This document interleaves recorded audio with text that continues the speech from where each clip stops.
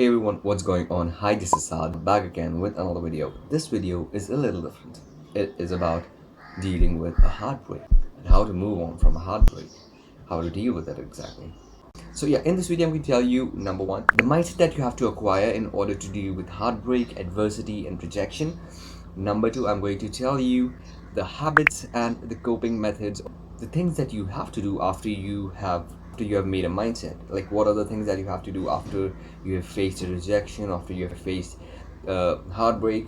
What are the things that you have to do in order to deal with it, and I also share with you some perspectives that you have to keep in your mind in every relationship of yours.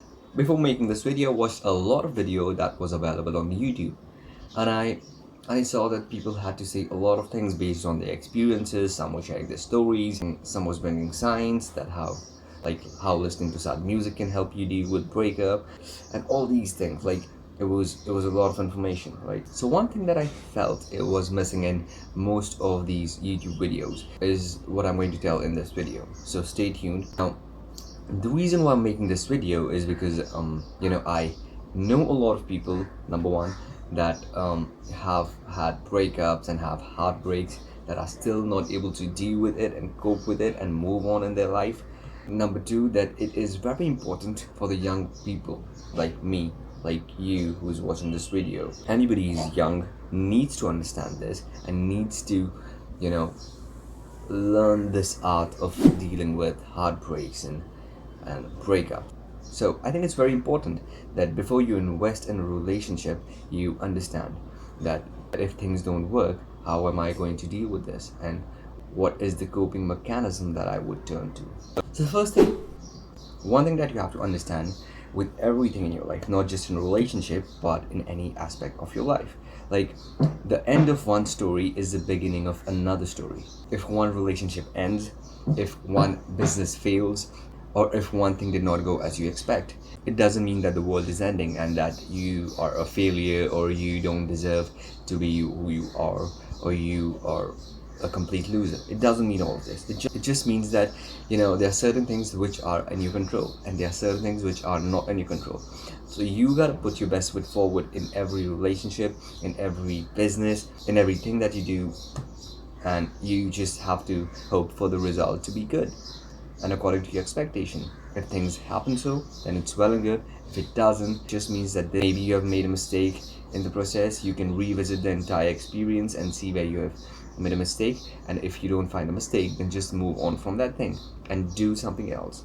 Maybe start a new relationship, maybe start a new business, work on a new idea, whatever it is. So it doesn't mean that the world is ending. Another mindset you have to acquire is that if a person rejects you, it doesn't mean that you are a bad person and there is anything bad with you. It just means that the person is saying no to the experience and the value you're going to bring in their life.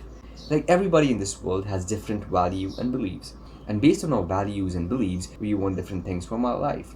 Like if a person is born in a very poor family, one of the biggest motive of that person growing up in a very poor family is to become very rich so that the person doesn't have to see those days again. So that becomes a very strong motive. So we all have different experiences, different lives, and different ideas about living in life.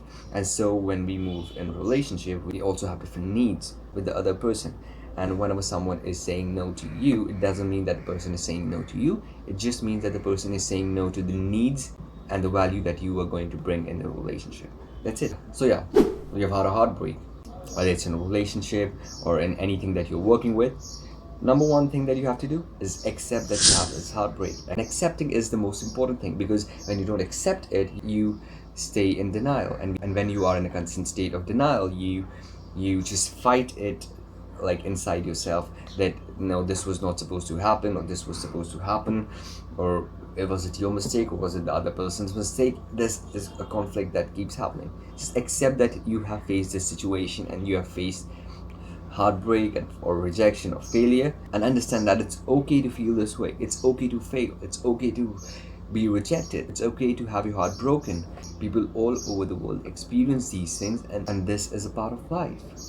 The next thing that you have to do after you have accepted the past is talk to someone who is around you, whether it's your sibling, whether it's your close friend.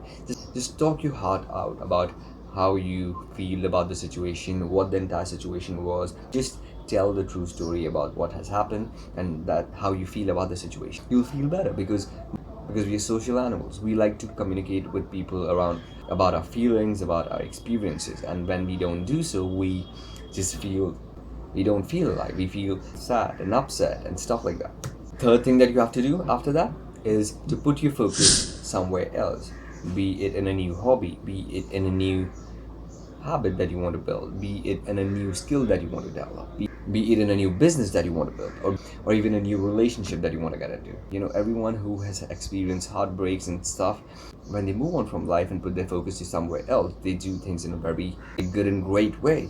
After you've experienced things like this, you just have to start a new hobby, do what you love, engage in things that you like, work towards things that you believe in. This way you'll not just be able to forget about the person easily, but you'll also move towards something that you believe in, that you like doing, and that is going to make you very happy. The next thing that you gotta do is do a lot of self-care. Take care of yourself, take care of your happiness. Do what you feel like doing sometimes. Not be a very disciplined productivity nerd.